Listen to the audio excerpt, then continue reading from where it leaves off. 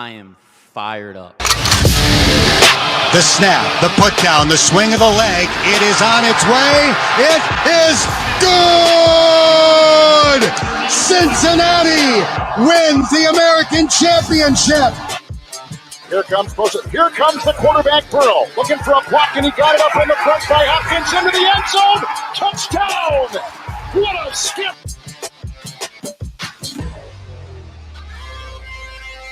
As there's a drive in a deep left field by Castellanos, it will be a home run.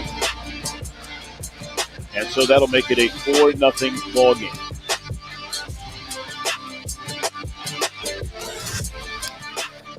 Welcome back. It is another episode of Pardon the Punctuation. I am way less drunk than the last episode as I have only just cracked my first beer. I had to drive tonight. I was being responsible. And I am your host, Aaron Smith, as always, joined by my two sidekicks, the best producer in the city, who's been lacking as of late, Ed Mayhall. Yes. Your volume control has been all over the place this evening. And Jeff Howell. What up? Uh-oh. So I had to turn my volume down for that intro. I feel like that volume was louder than normal. Now you guys are quiet, so I just fixed that. So the CFP rankings came out tonight. Yeah. We're still number 5. Jeff, I have no audio from you. Yeah, Jeff, you're not saying a word. I don't know. Is it back yet? You're back. There you go. That's Yeah. good. Ed messed me up whenever he muted me earlier. I'm certain of it. Goodness. So the Bearcats remain number 5 in the country. There was no hops, skips, or jumps with these top 5 teams. So how are we feeling about Cincinnati remaining steady at that 5 spot? I mean, I'm good with it. I shouldn't say I'm good with it because I still think that we should be up at least in the top 4. But I mean, if we're at 5 last week, we're at 5 this week. It at least shows that they don't intend on jumping us quite yet. Not yet. They've left a little bit of wiggle room because right behind Georgia, Alabama, Oregon, Ohio State, you have Cincinnati at 5. So again, nothing's changed there. But right below Cincinnati, you still have Michigan State. That hasn't changed either. Oklahoma with that crazy loss to Baylor at Baylor. We were all Baylor fans this weekend. I mean, the ending of that game was insane where you had fans rushing onto the field before the game was over. Then they had to get the Sooners back onto the field in order to take a field goal with a second left on the clock because the Big 12, if you didn't know, they do the point differential at the end of the season as a tiebreaker. So it was pretty wild. But Oklahoma Baylor drops all the way down to 13. Baylor jumps from 13 to 11. But behind Michigan State at number 7, you have Notre Dame at number 8, moving up a spot. Oklahoma State does the same, moves up a spot. Wake Forest back into the top 10. I don't know what to think of Wake Forest. But the most important thing ranking of the entire 25 outside of UC staying where they were at, correct, is our boys down there in Texas. Houston. Yes, Houston, we have a problem. Oh, Can't say that. Can't say that. Opposite of a problem. It's a good thing that they're ranked.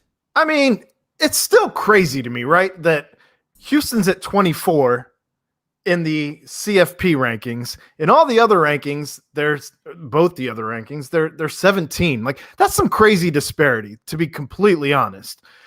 And then you also have, I forget which news channel it was, but one of the local news channels here called out one of the AP voters for ranking Cincinnati all the way down at number 7. Yes. What channel does he do? What? Keenan Singleton. What channel is he on? I'll tell you in a second. I'm not sure. But he called out one of the AP voters for ranking Cincinnati all the way down at number 7. He was the only one to rank them that low. And I don't even know how you defend that. I understand that he was a Michigan State beat writer. Channel 9. Channel 9. Okay. I just want to give credit where credit is due. Yep. But called out this AP writer for ranking Cincinnati at 7. That's unbelievable to me that you're going to hit Cincinnati with a 7 ranking right now. It was by far the lowest out of anybody. I know we did drop, but I would imagine that's probably a big reason that we dropped. I don't know what each vote is worth per se. We did finish with 1,420 votes, or points rather, whereas Alabama had 1,449. So that could be the difference between that 3 spot and that 2 spot. Not that the AP really particularly matters, but I feel like it just kind of goes to show the bias going on around the country, or Michigan State's still a little jaded that Coach Luke Fickell didn't take the job, which was a point that Keenan Singleton did make. Yep, because Jack Ebling is a Big Ten guy. That's the guy that had UC, basically in the basement, as far as I'm concerned. And I guess Keenan did reach out to him and asked him to come on his show and have like a little back and forth, and he responded and said that he doesn't debate or defend his AP vote with other media outlets, only on his radio and TV shows. But he did say that UC is a very good team and expects they'll climb on his ballot in coming weeks. It's a cop-out, right? Like, that's a straight up cop-out. Well, What is that? I don't make guest appearance. Who are you? You're nobody, dude. Like, I don't know. I mean, I think he hangs out with Gary Barta on a regular basis. He looks like that kind of guy. It's silly. I mean, yeah, it just makes me mad. It's like, if you say they're a very good team and they're going to climb in your ballot, in future weeks, like, just put them where they deserve to be. I agree. And then you've got Gary Barta making crazy comments about not aside from watching the game. Yeah, obviously I didn't get to watch what was said on the CFP show. Well, so I missed this part of it because I watched until the rankings came out and then I flipped on the basketball game. But I guess obviously they bring Gary on to chit chat there at the end. Sure. To quote unquote defend or at least try to make some sense of things that don't make any sense. And his quote was in reference to Michigan and Michigan State, who we all know was a head-to-head matchup that Michigan State won in very recent weeks. It wasn't like it was week 1 and now you can kind of say they've gone on different trajectories here and one's better than the other. He said, setting aside watching the games, though that's certainly a part of it, statistically in every category, offensively and defensively, Michigan comes out on top over Michigan State. Of course they do. They've played literally no ranked opponents. None.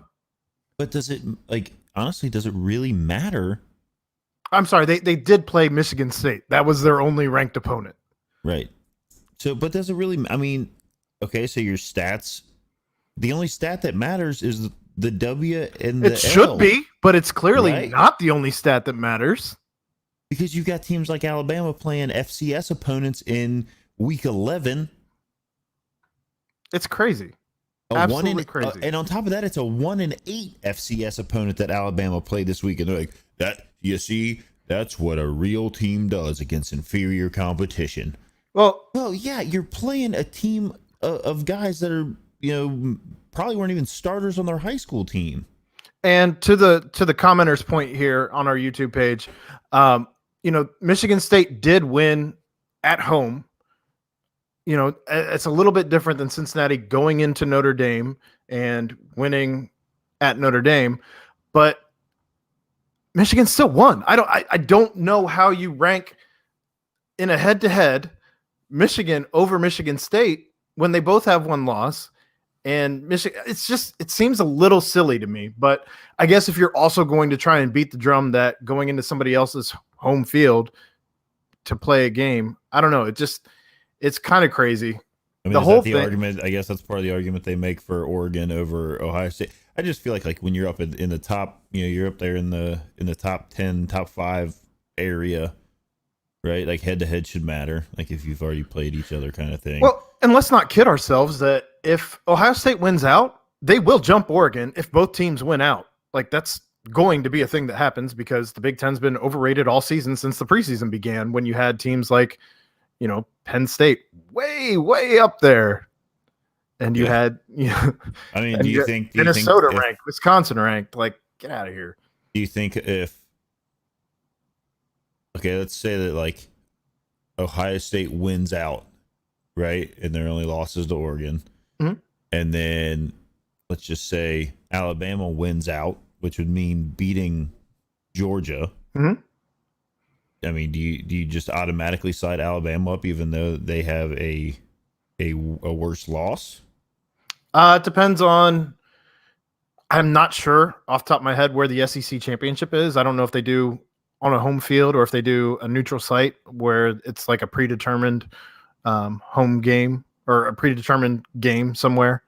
I'm not here to argue or beat the drum for Ohio State, but they did just beat a ranked Purdue team, and they're gonna end up running into a couple ranked games here in the next couple weeks, and potentially another one in the.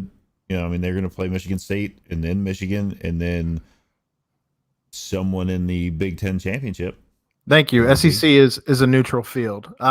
So I guess it kind of depends. I mean, if they're on a neutral field, they very well could.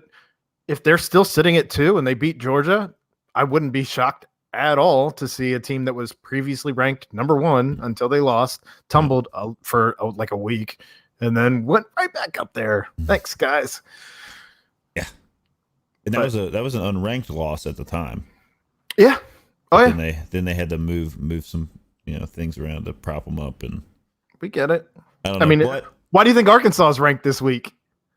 I mean, I wouldn't have been surprised if they had looked at UC this week and dropped them down maybe one spot back down to 6, and slid a Big Ten team over them just because.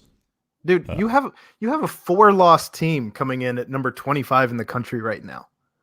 4-loss Mississippi State is number 25 in the country.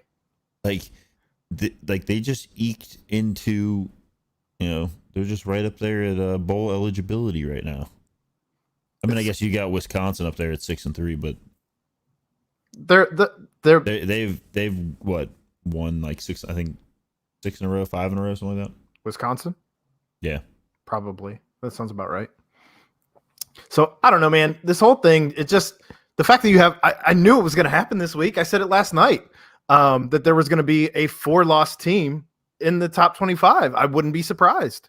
Maybe I didn't say it on the podcast last night. I may have said it in my Bearcats Path to the Playoff article on BCJ. But either way, it's absurd that. I don't care if you're SEC. I don't care if you're Big Ten. I don't care what conference you're in. To have a 4-loss team in your top 25 going into week 11, going into week 12, it's unbelievable to me. So I mean, I still think SMU should be ranked, but that would give UC 2 more ranked opponents to play against. And well, I don't know. I mean, SMU, even in the AP, SMU is number 26, 27, 28, 29, 30, 31, 32. Did they drop? They're down to 33. I forgot they lost 2 weeks in a row. Right. They're down to 33. So it'd be hard to make that argument. Disregard that uninformed comment. Hard to make that argument, but I don't know, man. So Cincinnati, let's get to the game. They did play this week. They played South Florida, and they went into Tampa on Friday night on a short week, and at a weird time slot, at a 6 p.m. time slot, which maybe it's kind of like playing at 7 because we're still all kind of getting accustomed to the new time change and all of that. It was it was because of the U.S. national soccer. I understand why they did it, which right. That's a whole different story. Yeah. As they switched the game at the end off for soccer. To start, like they should have started them on ESPN News. We all know that, but they didn't. They just bumped USF to, or put the U.S. men's national game on your mothership station. Like run it on ESPN. I mean, I had to FaceTime Aaron so that he could watch the end of the UC game. My cable package doesn't include ESPN News. Stupid. Why is better cable package? No. You don't even have it. I didn't even know ESPN News was like a real thing. I thought you had to like actually go to the ESPN Plus app to get the ESPN News channel, but it's a real station. Ed, my cable comes in closer to real time than your YouTube TV. That's very true. That's a point for Aaron. There's that. It's Hulu, thank you. It's Hulu. Hulu has sports. Okay. ESPN News is an important channel to have, apparently. But not baseball. Hulu does not have baseball. I would have rather they threw the damn game onto ESPN Plus at that point. Like, I could have at least watched it. Watched it? Yeah. Like, ESPN, what are we doing here? APHO. You know that all the UC fans have ESPN Plus to watch the stupid basketball games anyway. Unbelievable. This is also true. So Cincinnati goes into Tampa and they win by 17. The offense finally got going again. You had over 500 yards in offense. You had 300 in the air. You had 200 on the ground. And that's without Jerome Ford. But the defense did give up 28 points, which that's not the defense that we're accustomed to seeing. But they've been, is that the most that they've given up all season? I do believe. Yes. Yes. So what were your thoughts watching the game? Ed, we already know that you didn't get to keep both eyes on the game as you had some things going on with the family. It was Parker's, how old? 8? 8th birthday. Yeah, kid's 8 now. And tell me why a place like a trampoline park doesn't have, like, I assumed they would have the game on, like, there's a bar there. Like, should have done your homework. I should have. That's on me. All right. That's on me. Jeff, what were your thoughts watching the game? Because I know we talked through the end. through the end of it. I mean, really, we've talked about it the last few weeks. As far as I'm concerned, winning is the number one priority. Yes. Right? Go in, take care of business. Doesn't matter if you win by. I mean, Saban was basically quoted as saying it at the end of their game against LSU. Like, the only thing that matters is what the scoreboard says at the end, and if it says you got to win, then I'm good with it, and let's just keep moving on. Are there probably some things that they can shore up? Sure. I'd like to see the defense get. I mean, they did generate some turnovers. They got kind of caught a couple times, I think, and gave up some bigger plays, but. Yeah, I mean, South Florida fumbled the ball 4 times, losing 2 of them. Had an interception, right? Yeah. Do we have an interception? We had an interception in there somewhere. We had 2. No? Sauce had 1. Pace had another one. Pace continues to have a monster season. Yeah, I did hear that. Awesome. I was, one of the dads was like, "Hey, Sauce just got an interception." I yelled "Sauce" throughout the whole trampoline park. People turned around and looked at me weird. I'm glad you were still cheering for him, Ed.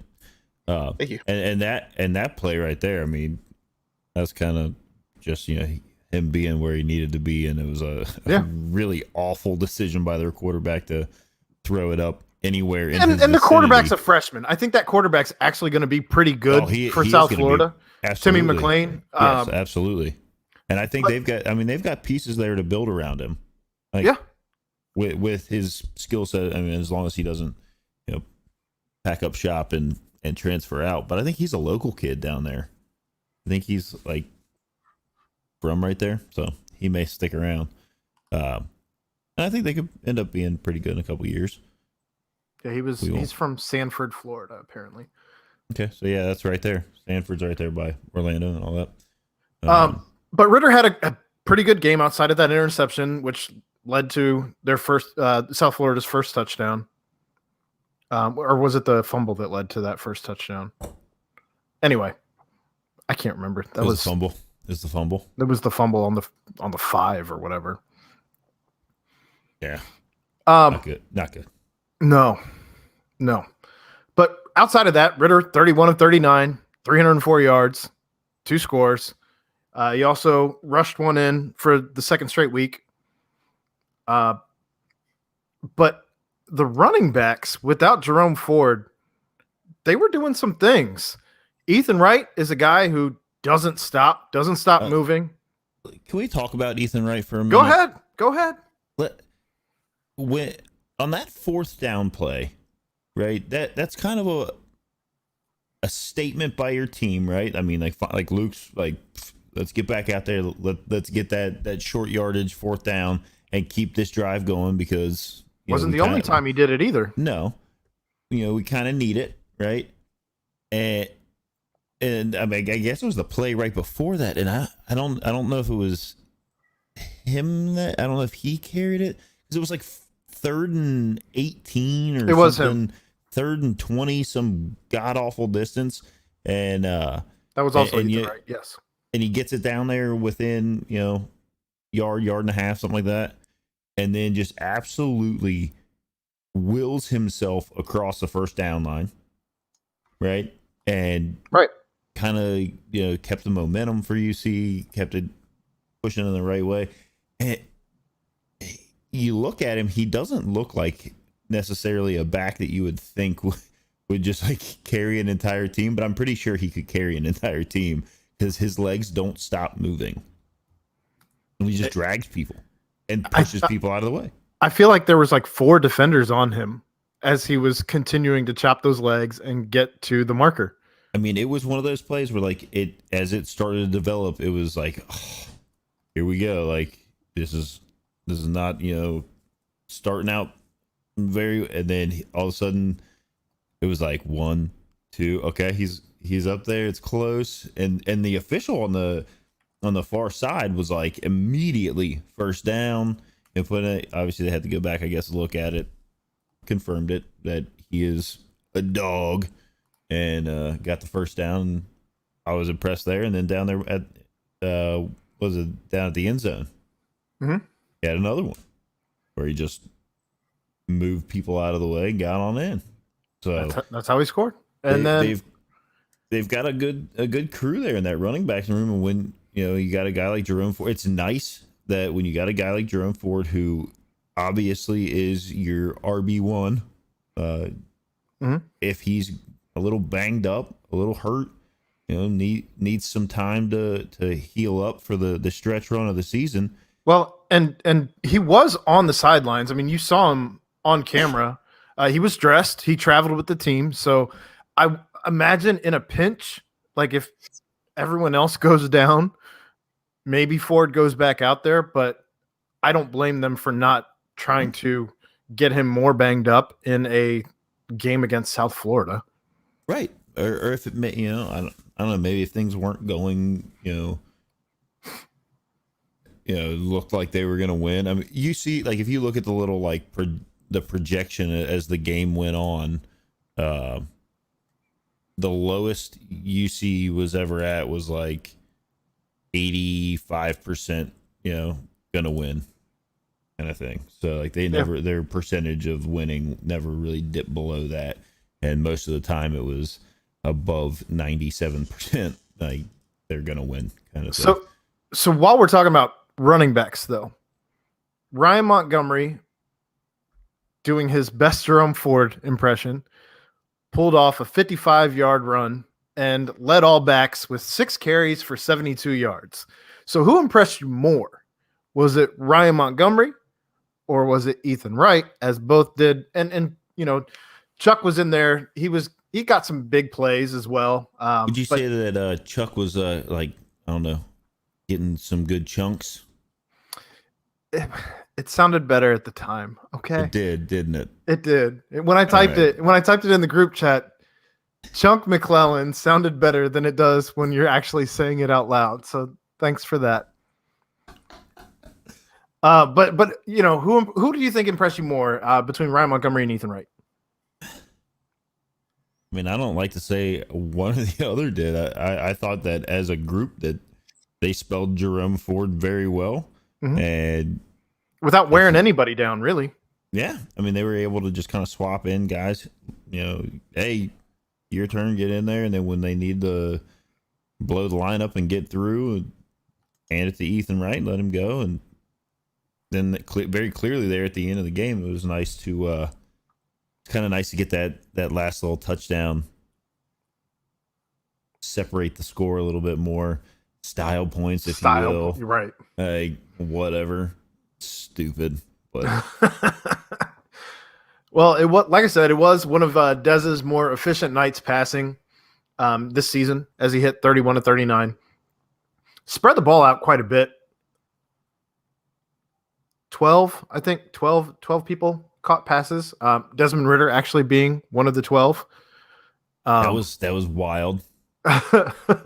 As he had one catch for 3 yards, but this is also the game he broke the correct. Yep. He broke Gino's record, which was why you saw Gino sitting down as part of the post-game presser to talk about Dez breaking his record.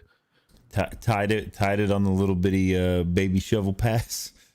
Yep. And then had probably one of the more GIF-worthy moments that I haven't seen made into a GIF. Kind of blame myself on that one a little bit because I'm usually pretty Johnny on the spot with that. But he went back over when he sat down on the bench after the little shovel pass, and he's like looking around side to side, but not moving his head at all. Like that counts as a pass.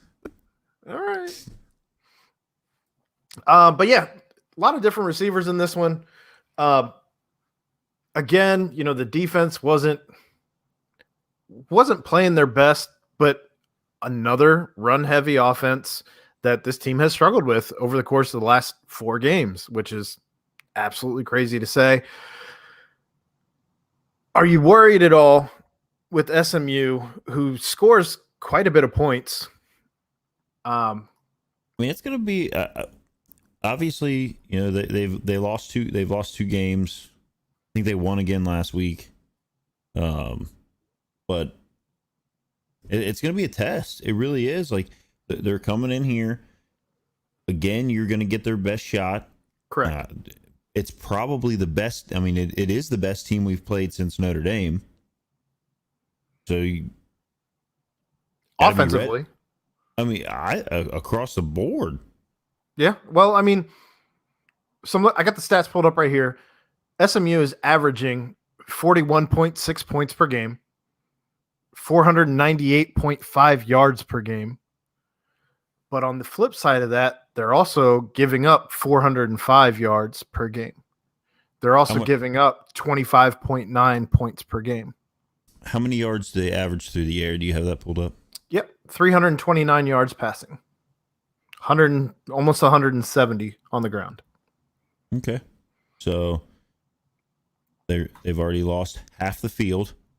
So I mean, we all know it's true at this. I mean, at this point, it is very blatantly obvious that nobody wants to throw to the side of the field where Sauce is playing.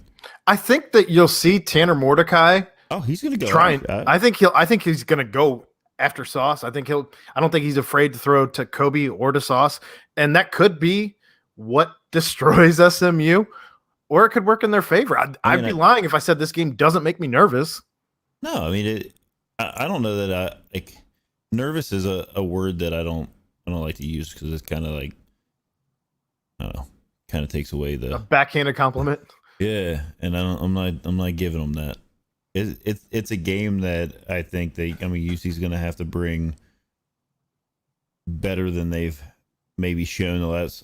Michael Ewing here in the chat has kind of talked about over here that the defense looks like they're starting to fade, and I don't even know that it's like, I don't know that it's starting to fade is even like, I just think it's this like refusal to play to their strengths.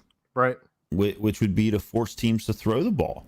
Well, and again, with stats pulled up, USF threw it 16 for 30. So they stopped them in the air for the most part. I mean, only 245 yards passing, but even their run game wasn't fantastic. They only had 101 yards rushing. It was just the fact that Cincinnati turned the ball over in an unfortunate place with the fumble there and put them right in the red zone early on. So I don't know. Time of possession, though, was a big thing for South Florida. I would imagine going into the game, they wanted to try and dictate that way as far as trying to stay in the game. Well, that's kind of been the recipe to stay close to Cincinnati. UC is to hold on to the ball as long as possible, score, and then do it again. Well, and Cincinnati had the ball for 32 minutes as opposed to South Florida's 27 minutes. So it'll be real interesting to finally see a team, I think, though, that is going to play to the tape. I don't think they're going to do these. I don't think they're going to be super gimmicky. I mean, you might see a trick play or two, but I don't think you're going to see anything super wild on that front.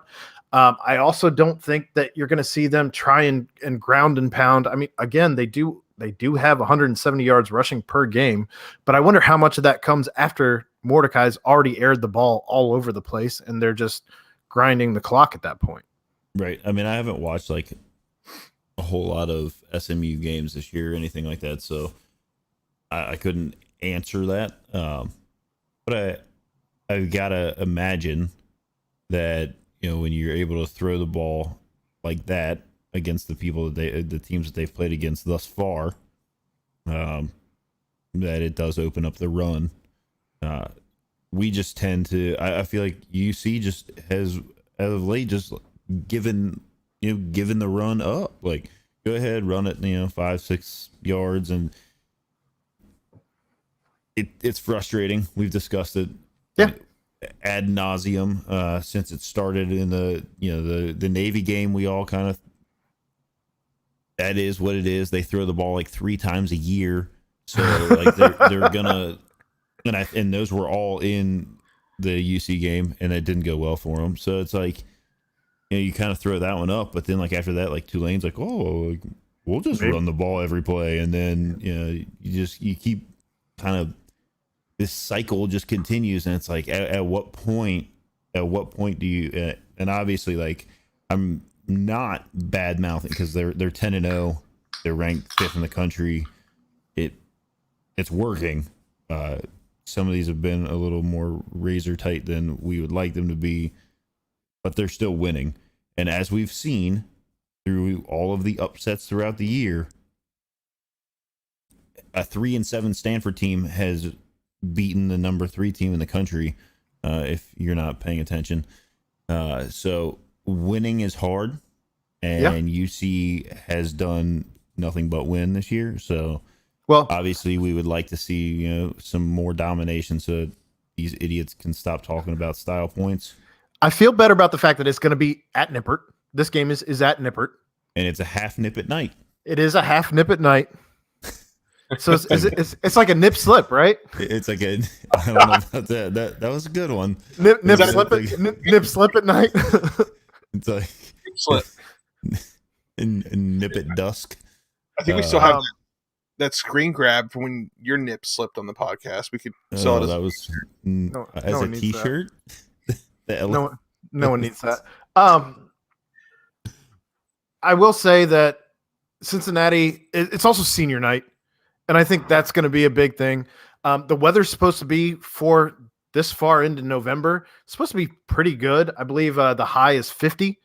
So it'll get cool at night, don't get me wrong.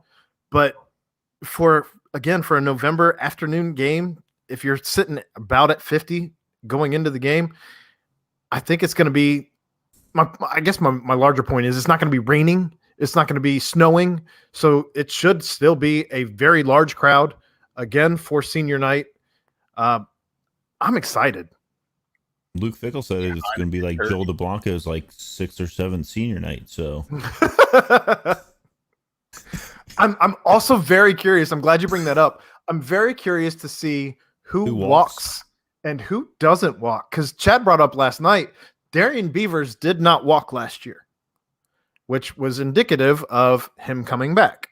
So with that said, I'm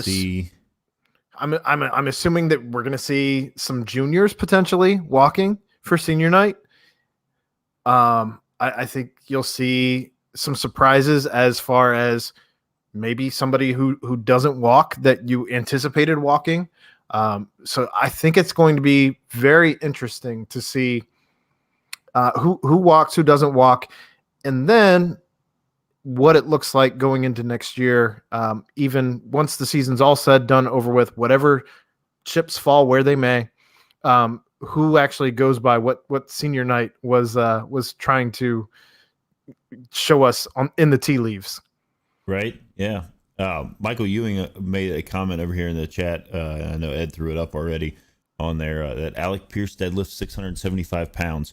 They brought that up on the broadcast, and then said that he deadlifts the most of any of the skill position players. That's wild. Which, like, just like thinking about it, looking at it, I would kind of I don't know, go to maybe like one of the running backs or something. I mean, I don't know. I mean, I know like Trey Tucker does some crazy things too with the weights, especially for his size. Oh, I know yeah. I've seen some of the records he has when I went for Squat Fest. I say, I mean, when the video that they put out for Squat Fest, I feel like everybody on that team deadlifts like 2,000 pounds at a time. Like, well, and I know firsthand from talking with Brady that there are times where they won't let guys go past certain points, yeah, even though they're begging for more weight. They try not to do anything that could potentially. Because the last thing you want is like what's happened with the Bengals with the last couple of years, where you have somebody like tearing a pec or something like that on some just silly shit. Yeah. Maybe so Cincinnati enters the game against SMU though as well. I won't say enters. Currently they sit as 11.5 point favorites at home, and ESPN's FPI gives them roughly it's 75.6. So about a 75% chance of winning the game. One comment here in the comment section that we didn't touch on. Hunter said Dez looked like Dez after the interception, so I believe he's back. And defense will play up to the competition and bear down on SMU. I think that's something that you've seen all season is Cincinnati playing up or down to their competition. Yeah, no, we've talked about that as well. That it seems like, and that was a point that I was actually going to bring up with this being, you know, the first team that they've played that has been, I don't like to say good. I mean, all these kids are playing college football, and I didn't. So, but this team that they're playing, SMU, I mean, they're at home. It's against a team that they, you know, isn't going to come out and, like you said, pull these trick plays and these gimmicky things and this like weird stuff to try to, like, you know, win the game on some goofiness. Sure. Kind of. So I feel like, you know, UC is going to come out to Hunter's point and be prepared to kind of show that they are still that same team that went into South Bend, and there was not a doubt that they were going to win that game and continue out through the end of the season. Because who they have after that? They got SMU, then ECU, and that wraps up the season. Yeah, correct. And then they have conference championship. And the conference championship. So, and the crazy thing about Dez is he's said it in pressers before where he likes to face some adversity before he really feels like he can get going. He likes to get hit in the backfield before he really feels like he's in the game. So I'd imagine it's not crazy to think that he throws a pick and all of a sudden now he's hyper-focused, which you hate to say that that's the way he is, but he's telling you that that's the way he is. So that, I mean, you don't want to see it on an interception. You don't want to see it on a fumble or anything like that, or a botched snap or anything. Unfortunately, this past week, it came after an interception where he got hyper-focused.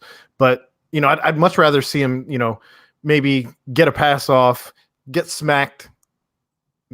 Hopefully you catch the ball. It's just a good hit and everybody walks away clean, and then he gets hyper-driven, not throwing a pick and then, you know, getting after it. I mean, just from like watching, obviously, from like the last few weeks, and like kind of also the point Hunter's making over there is I feel like Dez was like, I just feel like some of his passes were quite high.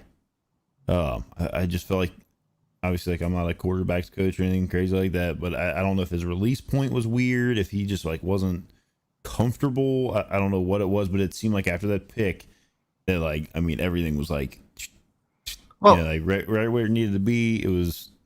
Some of those, though, are especially to Alec Pierce. Don't be surprised because he says in pressers that he'll throw a 50-50 ball to Alec Pierce, expecting him to come down with it. So he's going to throw it high, expect Pierce to climb the ladder, go and get it, because Pierce has like something great, like 41-inch vert or something like that, and he's already standing at 6'2", 6'3". So yeah, you expect a guy like Pierce to hop over whoever's guarding him, go up and 6'4" maybe. I mean, he's a monster out there. We've seen it time and time again. He makes these crazy catches that you don't expect a guy, when you look at Alec Pierce, to go and get, and all of a sudden he's out there doing it. I just mean, it seemed like obviously, okay, so there are times where Dez is going to throw the ball high and expect somebody like an Alec Pierce to go up and get it. Tyler Scott maybe. But then, like, I feel like he was missing passes high. But then after that, you know, a lot of everything was down. I mean, if you look at the pass, the touchdown pass to it was Wiley. It was the Josh Wiley. Pass. Yep. Yeah. So the pass to Wiley, Des actually made a comment about it after the game, that when they practice that, normally he floats it out. He throws it up, kind of floats it, and it just kind of falls in, and Wiley's there. And he said that again, like 6'4", 6'5". Why wouldn't you? Right. And he said on that one, the way that, you know, he remembered something from the tape, that how they were going to shift one way. I believe it was I don't want to.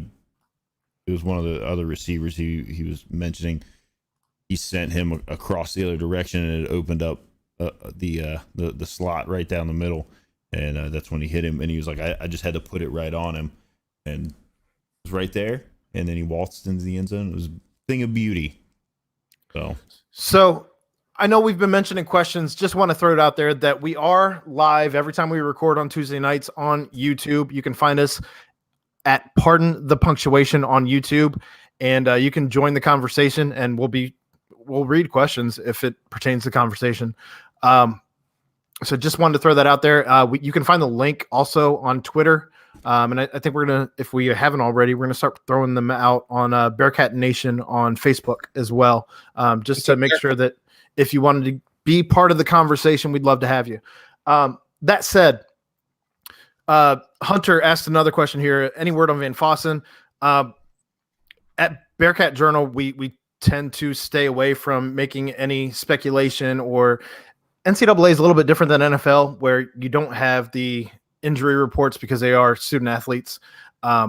So we tend not to comment on injuries. I haven't heard what it looks like for Van Fossen playing this week. I have heard that Brian Cook, it's going to be an uphill battle getting him back. Chad mentioned that on the BCJ pod, or I'm sorry, on the BBP last night, that it's going to be a long week to try and get Cook back out on the field. Sounds like Jerome's also getting back to good, but we still don't know. It's all a lot of speculation, and we'll see, unfortunately. Speculation and conjecture. That's about it. I mean, again, they're student athletes, so it's real hard to try and dabble in those waters, which is why we tend to stay away. But did want to touch on that. The good thing about Ford was, you know, we did see him dressed and traveling with the team, so hopefully that bodes well. If not this week, hopefully, you know, down the stretch run. And like we said, did they maybe miss a little bit? Yeah, but it was by committee. Obviously, I mean, it's much nicer to fill that role. You had fresh legs out there the whole game. The guy, you know, I mean, Jerome Ford is Jerome Ford, so it much better to have him on the field than have to fill it with 3 or 4 guys. But it's nice to be able to do that. Also worth mentioning that both Chuck and Ryan Montgomery had 2 catches each, so they were, you know, getting the ball out of the backfield.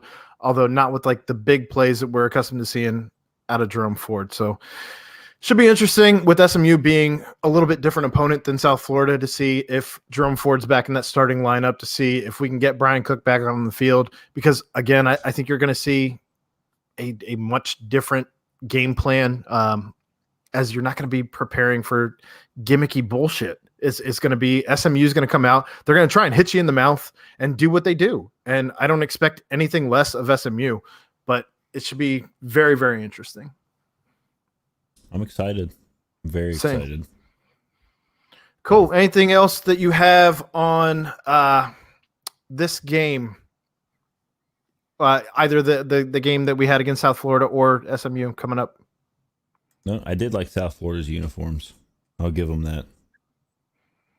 I saw somebody on Twitter mention that they looked like UCF uniforms, and then I couldn't get that out of my head. No. I mean, they were rocking like the American flag and stuff inside the bowl. I thought it was. I get Michael Ewing over here went and got the stat for us. 40-inch vertical at 6'3". I'm assuming he's talking about Alec Pierce. Yep. So there it is. All right. So moving on, there was a basketball game on. I mean, we haven't talked since last Tuesday. So there was a basketball game on Saturday night. Ed. Yeah, what's up? I'm glad this birthday weekend is over for you. And then there was a basketball game tonight. Yeah. I'm glad you got to watch. Did you? I think what I enjoyed the most out of the aftermath of the UC Georgia basketball game was UC's media team trolling the entire country by saying that we're the only undefeated basketball and then like my favorite thing. So yeah. like, yeah, they had the picture that had like the football guys and the basketball guys, and then also the basketball girls, because the basketball girls were also undefeated. I don't know if they've played again. They were like 2-0, I think, at the time. So UC's just winning at everything. Only school in the country. Still, even still after tonight. Yeah. Yeah. Suck it, Georgia. So it's funny you mentioned. Never mind. No, go ahead, Ed. Go ahead, Ed. I feel like you had a joke that you. It's be part of my 60 seconds later on. Oh. No spoilers. No, you're gonna Okay, lose time. right. You're gonna lose time, and Councilman Barnett's not gonna be happy. No spoilers. All right. So going back to the Georgia game, I think we should talk about that game first. What did you guys see during the Georgia game? Oh, sorry, Ed. Jeff, what did you see during the Georgia game? I watched the Georgia game. Okay, well, go ahead, Ed. What you got? No, go ahead. No, you said you took notes. You said you took notes. Go, Ed. I didn't take notes during the Georgia game. I watched the Georgia game while we were celebrating my son's birthday. So I did watch the game, so I can put a little bit of input in. But you guys go ahead and start, and then I'll jump in. Show me what you got. What do you got, Ed? Go ahead and Victor locked it. Amazing. Victor, apparently he was doing that all on an injured ankle, which I believe is what kept him out tonight. He was dressed. He was on the floor. He did have I won't say super noticeable limp, but he looked like he still had a little bit of a limp. He didn't seem to have like crazy tape. He wasn't in a boot or anything like that. He was dressed. I think that if they would have needed him, maybe he would have seen the floor. I'm not entirely sure. In any case, he was certainly there. He had 9 points, 2 blocks. He had that steal at the end of the game that returned for a dunk. That was a nice play. So I want to ask you guys the same question I asked last night after the Georgia game on BBP. Is Victor Locken, is he in the conversation, or has he overtaken Jeremiah Davenport as the biggest energy guy on the court?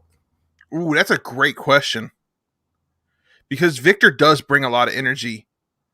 But I think Davenport's still there. We'll have to see throughout the rest of the season, but right now Davenport's still the big energy guy. In my book. Okay. Yeah, it's a tough question. I wish you would have prefaced me before we started. Why would I do that? Come on, man. You just want to hit this hard like that. I think when you go back to like you go all the way back to January, right? And February and March, when this team Needed an energy guy. needed a guy, and then you go to when the cupboard was bare, and you have Davenport's like, I'm here, I'm staying here, and then At that point, you didn't even have Mikey. You didn't even have Mason. Nope. You had Micah Adams and you had Vic. David DeJulius was still here. Yeah. Props to him. He was shooting pretty well tonight, at least to start.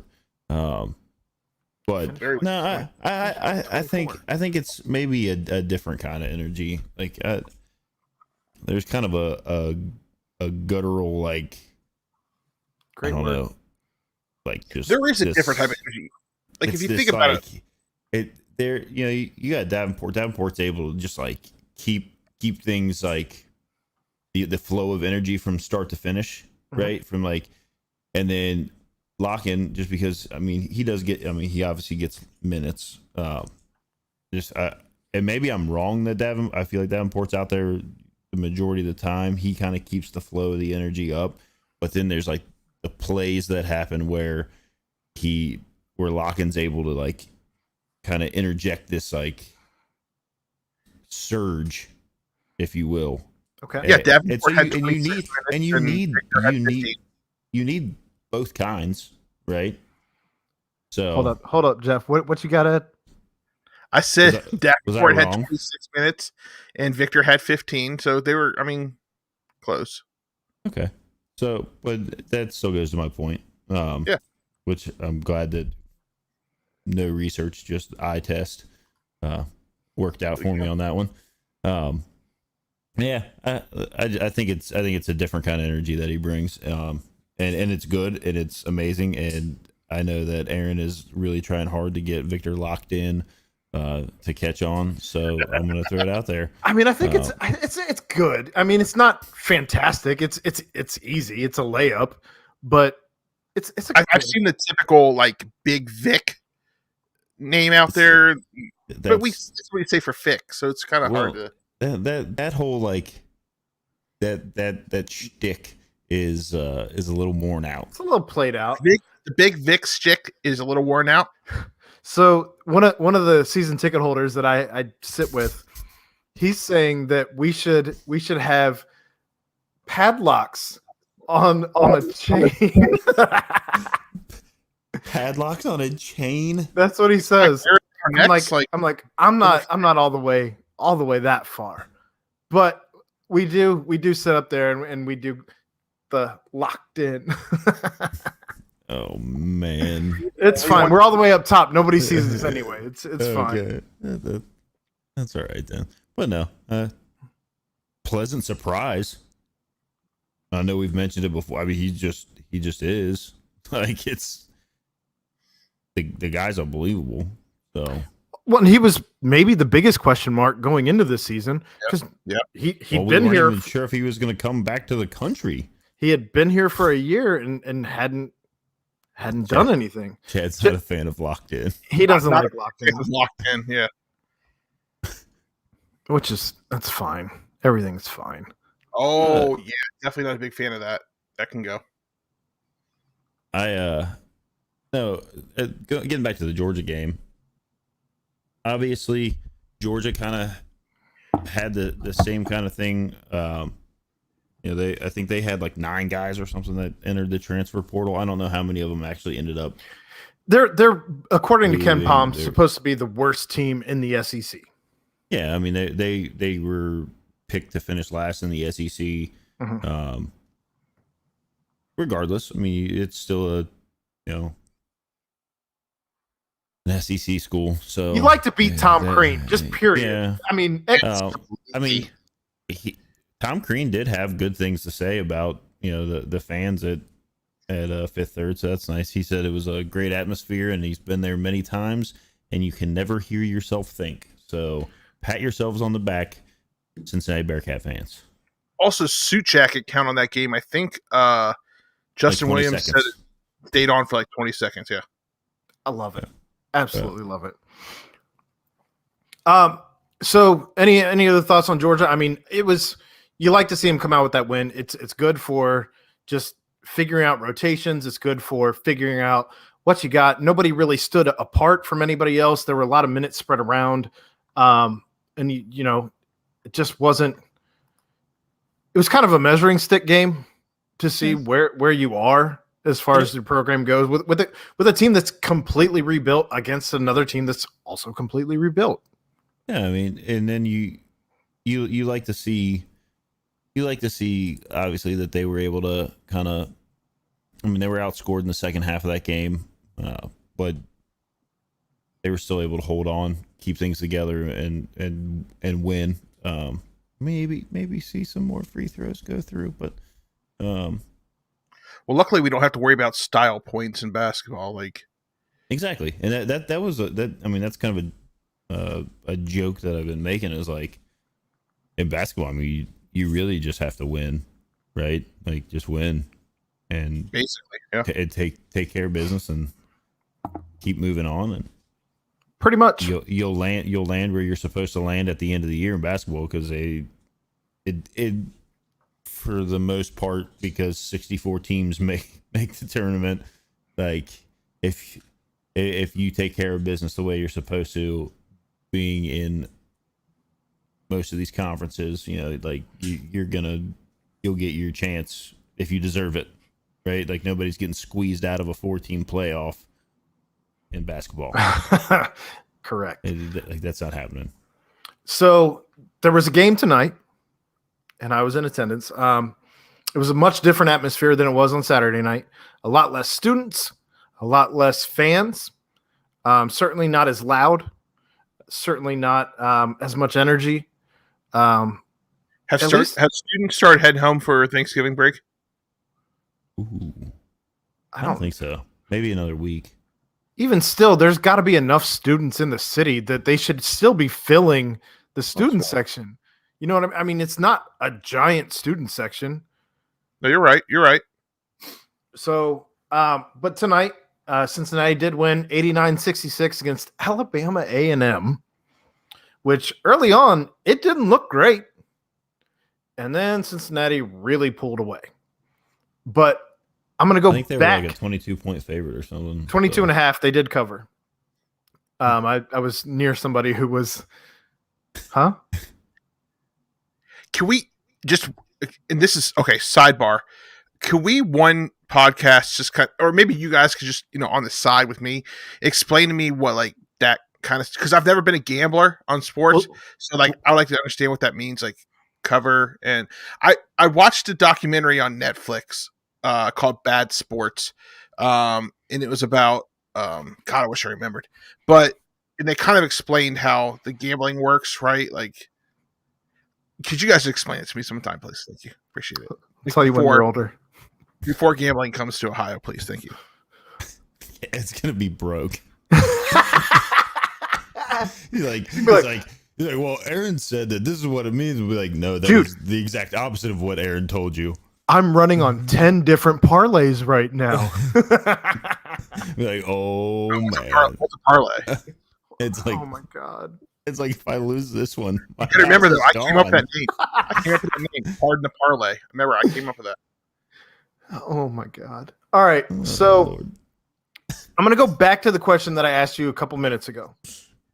And I want to ask you, after tonight's game, is it time to talk about Victor Lock-in as the energy guy? Because I felt like watching this game that there was something missing, especially in the first half. Okay. I mean, you just kind of pointed out a very big part. Hold on. Hi, Chad. Hi, boys. Hi. Hi. Is this because I don't know how to gamble? I know. Wait a minute. I'm not aware of you not knowing how to gamble. We just had a whole conversation about how me and Jeff need to teach Ed what terms like covering the spread and parlay mean. Is that the new office? Yeah, it's the new office. Don't have it decorated yet, but we're in it. Kelly's able to sleep peacefully upstairs while I'm loud and making noise and I playing with my friends. I told Councilman Barnett that I would find a place to present this tonight, but you could put your Republic of Cincinnati towel up in there. I could. I've been working with Mike Galati on something. Where do I get one of those? I've been working with Mike on something. Go to the games, Ed. Okay, Aaron. We got to get Ed to watch the games in the first. I watched the games. Well, you asked where you could get one. You got to go to the games, man. But I'll go back to your point you're making there, and is Aaron, you got yours at the Holy Grail, didn't you? Yeah, but I'm also at every game. But I did get it at the Holy Grail. From me. True. Okay. Thank you, Chad. With the lack of fans per your statement there, and that it seemed kind of dead and the atmosphere wasn't really there. Maybe that had a little bit to do with what you're kind of reading off as a lackluster bit of energy at the start in the first half. Yeah. So I think I need more on that. I'm not ready to declare Victor the bigger energy guy over Davenport yet. I think I need to see a couple more games, maybe like with Jeff's point, with more fans there. But I do think he brings a lot of energy, and I'm here for energy. Like I said, I mean, I'm still going to stick to my initial assessment that I think it's a different kind of energy, and it's an energy that he interjects after maybe turning point plays or plays that kind of start to swing the tide a little bit one way or the other. And it's like, absolutely, because there's a difference between Kenyon Martin energy and Melvin Levitt energy back in the day, right? So I think you got a good point there, Jeff. Thanks, Ed. You guys. I'm just giving reference. That's all. I'm just giving reference. Well, and so if we're still talking about the energy going on, there was I don't know. I mean, there was a lot of guys doing a lot of things tonight. Odie was certainly a big contributor until he obviously fouled out towards the end of the game. He did a lot of things down low. He had some 8 rebounds, 13 points. There was a lot of guys in double digits tonight, and that's going to happen when you scored damn near 90. Yeah, Mikey Saunders had 14. David DeJulius had 21. Davenport had 12. Good to see DeJulius find his stroke tonight. Oh, absolutely. I mean, they were saying that he was a leader at the beginning of the season. So when they say like throughout the offseason that he kind of had rediscovered it, and well, when you say there was one person in particular that I've heard an awful lot say that he had rediscovered his shot in the offseason, and he happens to be here. Yeah. Chad. Hi. Oh, I mean, with the braids, like I love the braids. Of course you do. With David's confidence, like you saw the other night, he didn't hit his first couple shots, and you could see his confidence dip. Tonight, I mean, I talked to him about this in the post game. He hit those first couple shots tonight, and then all of a sudden, he's playing with a different level of belief in his ability and what he can do. And that's a big thing for him. Like, I think he's got to figure out as the season goes on a way to work through that to where if he misses his first 2 or 3 shots, he's not questioning his form. He just continues to go with what he knows. He's not, hunting, trying to get right. Because tonight, like he clearly felt right because it was going in early and it went in often. He wasn't even afraid to shoot. Like if he was open, he was taking the shot. Oh yeah. Yeah, but I mean, he took 11 shots against Georgia. Like he wasn't afraid. Like it wasn't for lack of trying. He tried to hit that mid-range shot, right? Probably 6 times against Georgia, and just couldn't get it to fall. I mean, is that something that kind of starts with like maybe thinking about who he's like, who their opponent is, maybe going into it, kind of putting like a little more pressure on yourself, or like you go up against like say an Alabama A&M and everybody's like, oh, you're 22.5 point favorite. Like this, I'm sure that's some of it. like you get out there and you're like, I'm just gonna play. I'm gonna be loose today. I'm not really putting a whole lot of pressure on myself. We're gonna be able to take care of this like we need to, kind of thing. Yeah, but sometimes it's just as simple as making your first shot. Like, the coin flip of getting that first one to go in. And no matter the opponent, now you're playing with that confidence. Now you're playing like, you're feeling good about things as opposed to watching it feeling off like the rim. forcing it, kind of feeling like you have to like find a rhythm instead of being in a rhythm. I think that's big for Dave. And then by the way, for any of those who are not with us on the YouTube channel, I didn't even introduce him properly, but Chad Brendel from Bearcat Journal is here with us. So that's that fourth voice that you're hearing. Hi. So I forgot that it's not just a visual. We also have the audio platform as well. So I did want to throw that out there so you know who this man is who's got the empty office voice. It's a little echoey in here. Just a shade. It's not. It's just you'll get it there. Don't worry. It's what as happens we put when you stuff in the room. Right. It's what happens It'll when you be less move in echoey. and you don't have a bunch of stuff in there. That's what it is. So, Chad, who do you feel like impressed you the most tonight? Is it DeJulius, or is there somebody else who kind of stood out, or am I totally spoiling your bites? I mean, you're probably totally spoiling my bites, but DeJulius is the easy choice. I mean, he got him and Davenport with Davenport hitting a couple threes, got the offense going. And then you saw him in the second half kind of kick it back into gear and really pile up the totals. The other one, I thought Mikey Saunders was fantastic today. Applied good ball Except for pressure. that long pass he threw for whatever weird reason. They started playing open gym for like 4 minutes. And you saw Wes get a little upset about that. Yeah. I mean, sometimes when you're up by that much, I think they were up what, 25, and then gave up an 8-0 run to cut it back down to 17. Interesting night for the gamblers. Is that what you guys were talking about? Because they covered the spread at 22.5. They covered the spread by a half on a CJ Anthony no look wraparound bounce pass to who saw that coming to Jared Hensley for a dunk. That was beautiful. That's how they covered. Well, and right before that, even the alley-oop to Koval. Yeah. Yep. But I thought Mikey was especially in that stretch where they kind of the 13-0 run or whatever it was, where they took over in the second half and took control of the game. I thought Mikey was really, really good in that stretch. Hit a three, got to the rim and got fouled for an and one. He made his free throws. The big thing for me, I love seeing with Mikey, he got fouled 6 times.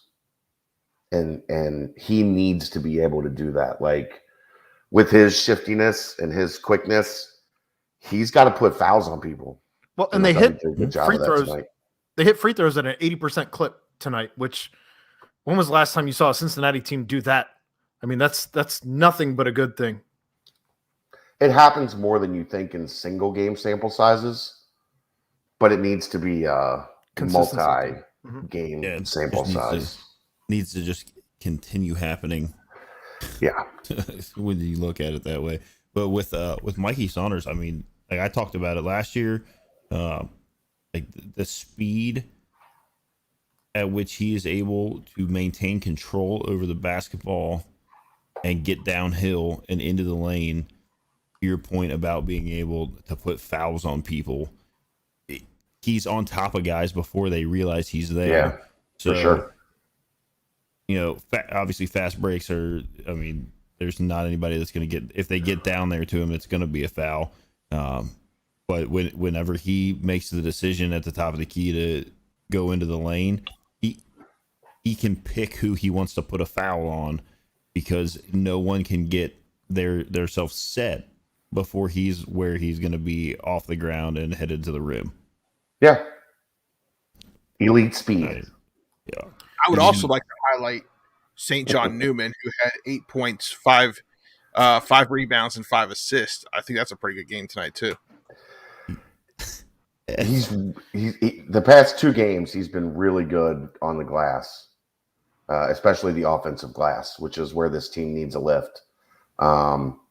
It's pretty clear that he's not going to be a consistent 15, 16 point a night guy, but he is starting to show that with his passing and with his rebounding and his defense, especially on the perimeter, there are ways that he's going to just force himself onto the floor because he does so many different things.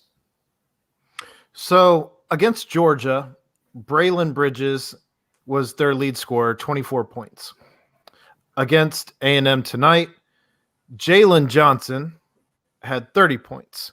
Are you worried that we're going to continue to let one man pile up points like this?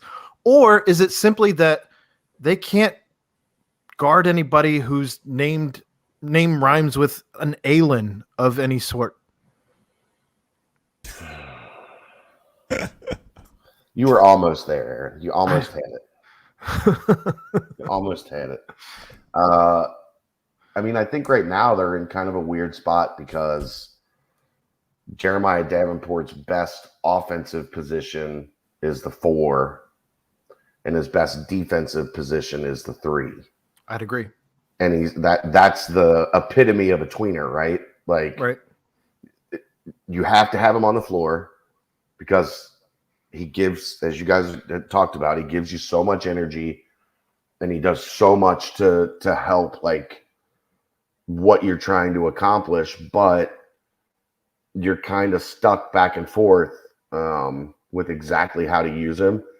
I saw him a little bit with Odie tonight, and I think that's really interesting because I think, Odie is kind of the opposite, where Odie's better offensive position is the 4, or the 3. I guess that doesn't work. Never mind. They ran small for a while with Odie on the floor, though. Yeah, they ran him at the 5 some. They'll do that.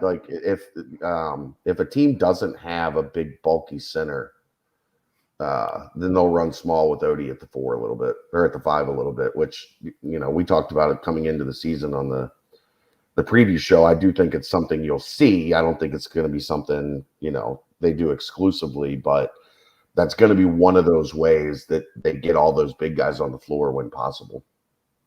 It was just, I thought that was interesting. They're still trying to, obviously, and we discussed this prior, but they still have to figure out, what they got, what they have, how they're going to run, what combos work the best. So, these early season games where finally you've got this team that, can maybe move out of, as you described it previously, basketball 101 and maybe, graduate up to the next level to kind of start implementing some different things in practice after they've seen what they offer in real game situations, and how they respond and how they are able to play with each other when it's not going up against guys that you go up against every day. For sure. And it's getting there. I still, defensively, they got a lot of work to do. There are stretches for 6 or 7 minutes where they look really good. But if you go back to that Georgia game, there were stretches. For most of the half, Georgia was shooting 73% from the floor and 60% from 3.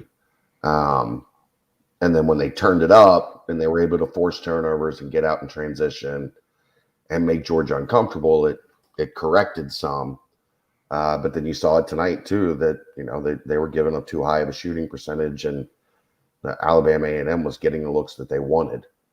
And that makes it difficult defensively. So I think still a lot of work to do on both ends of the floor, but you have to at least be energized by the brand of basketball that you're watching, the type.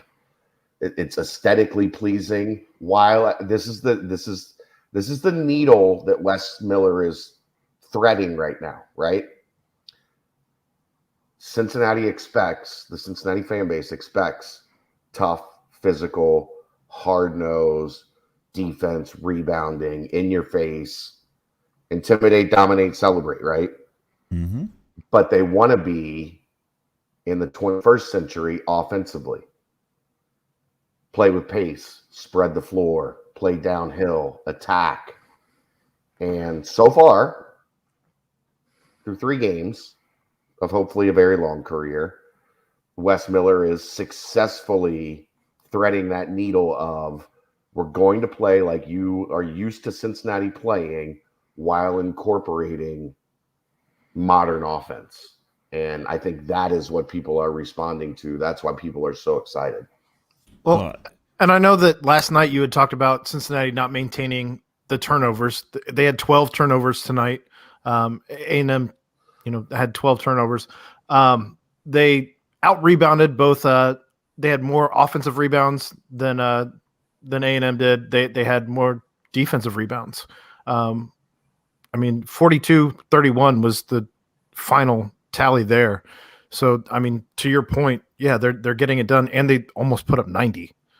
And I don't know that going into the season we expected them to come anywhere close to a 90 spot.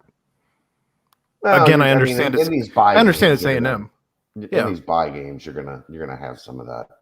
But like you also, I'm big on points from that we've talked about through the first couple games. This was a lot more even. Like Cincinnati had a 21-19 edge in points from turnovers. It was tied at 28 all in the paint. Alabama A&M had 3 more second chance points, 20-17. Cincinnati only edged them by 4, 14-10 in fast break points. But this is the big thing that we're not talking about a lot yet. And if it continues, we will be 40-11 bench points. How many times over the past 5, 6, 7 years were we talking about they just can't get anything from the bench? Right? Plenty. Like Trevor Moore or right. Like when Keith was younger, Keith struggled to produce. And even, you go back to like the Sean Kilpatrick, Justin Jackson team, their senior year, like Jermaine Sanders and Shaq Thomas and that group. Yeah. It took them a while to get going. And they, it was always such in the part of the developmental process that you just weren't getting a lot of bench points because those bench guys were still a year or 2 away from really being heavy contributors in mixed system. And they've dominated bench production. Do you think that's because we have so many older guys on the bench, though? Or do you think that's because we are dispersing the minutes the way that we are with the guys on the bench so they can kind of get in the groove of the game? I think it's kind of a combination of both. I think it's, the matter that there's not a lot of talent separation on this team. Agreed. I actually had that exact conversation earlier today with one of my best friends. Where you don't have a Kenyon Martin kind of like you don't guy out there. You got you got to win by committee, and you don't have anyone who needs 30, 35 minutes. And Chad said that a couple times on different podcasts over the last week. But you don't have anybody that if we're using maybe a harsh word, somebody would think. You don't have anybody that deserves 35 minutes, right?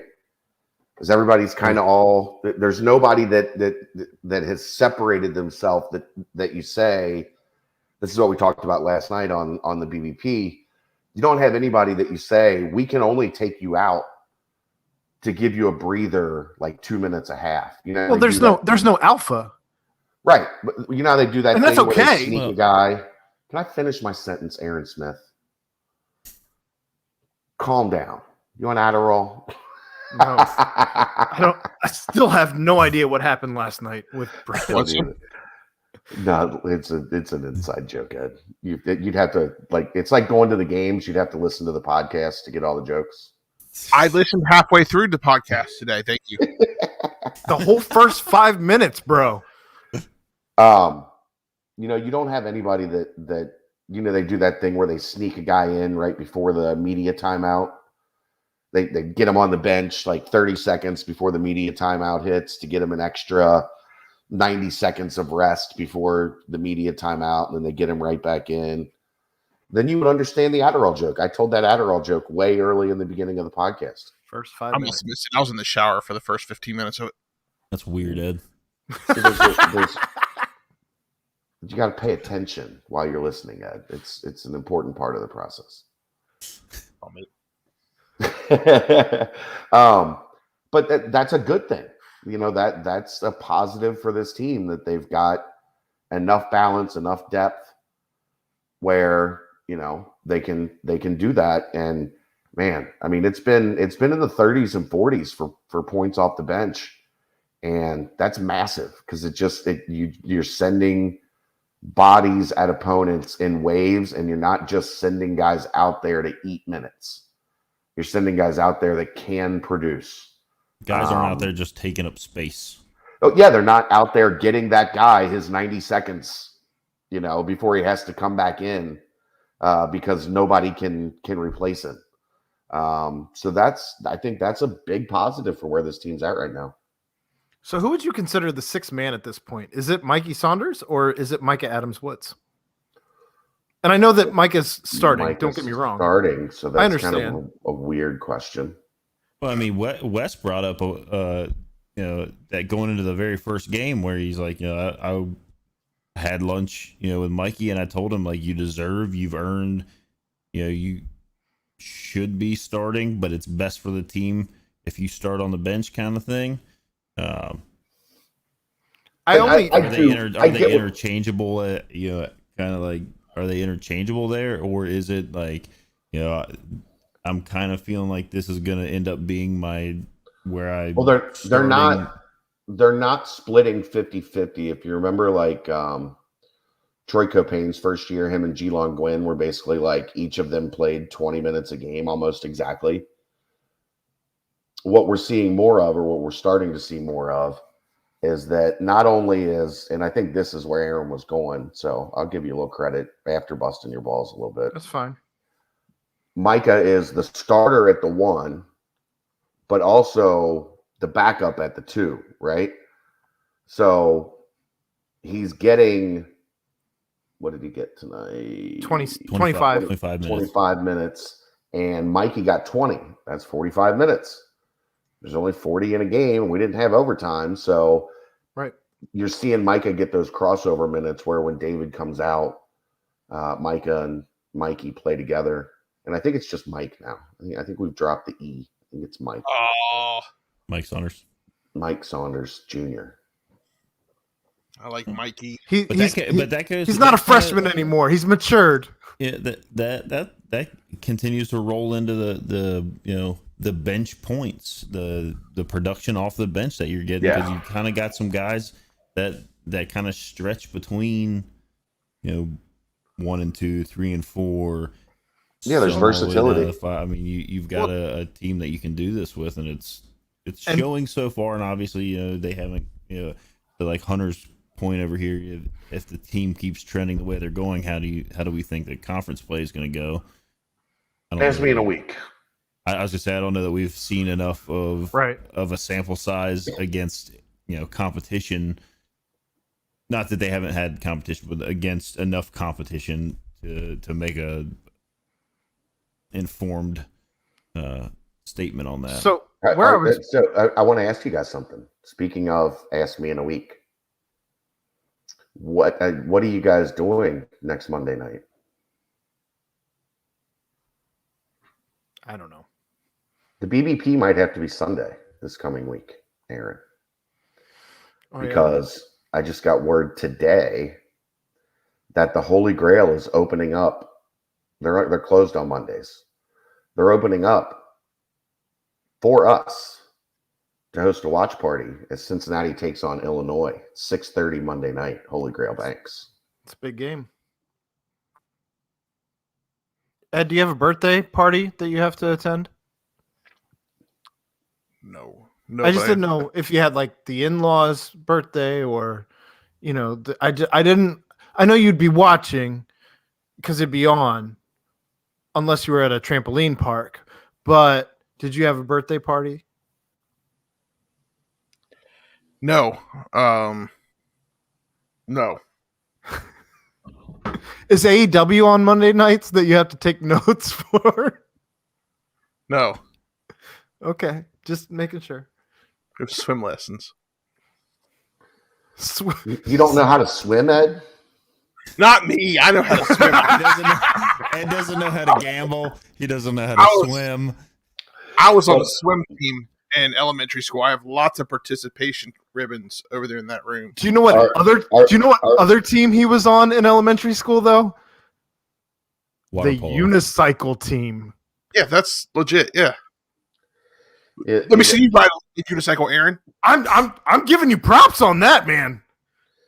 Thank you. I rode a 5-foot tall unicycle. Do you have class on how to chew gum and walk at the same time on Tuesdays? I'm not touching a 5-foot tall unicycle joke. I'm leaving it go. I was trying to steer us away. Right.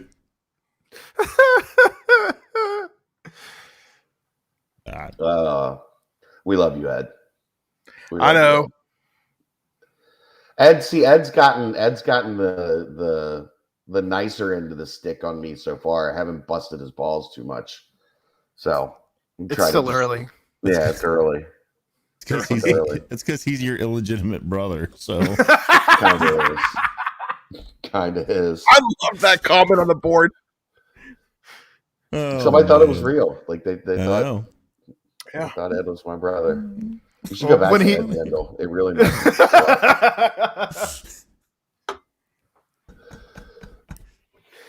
Unreal. So that's the breaking news though. Watch party Monday night. Holy Grail on the banks. Open just specifically for that. Like they're going to open at 5 and probably close. I mean, unless people are there to hang out, but close around 10 or so. And they're just opening up for us to watch the Bearcats take on Illinois. I think that'll be a good time. Be fun. You can put that on your calendar. I'm extending an offer to Jeff and Ed. You can be my guest at the Holy Grail. What time does it start again? 6:30. 6:30 tip off. What an early tip off. Weird. Other than that, any other thoughts on the 5:30 in Kansas City? Oof. Any other thoughts on the game before we break off of the UC talk? Let me check my notes. Well, I mean, I'm happy with what I've seen so far. I can say that. I mean, like my brother-in-laws are sometimes become the most like negative sports fans I've ever met in my life. Be careful if they listen. I don't care. I tell them this all the time. I have to turn my phone off because sometimes I just can't deal with it. But it has been nonstop positivity about the UC basketball team. What Wes is doing though. Like when you see a guy on the sideline that it could be like the most like minimal thing that occurs on the court, and you got it looks like Wes is about to cut the nets down. I mean, he's jumping up and down over there, throwing the double fist pumps when people are taking charges. It's fantastic. I mean, the level of energy, I like to refer to it as that former player energy that he brings over there, and I like the direction things are headed. Like Chad said, he's currently managing to walk the tightrope of old school Cincinnati defensive-minded basketball and tough and new school high-speed offense. Score 3,000 points a game and keep it rolling. If he can pull it off, we're in for a heck of a ride.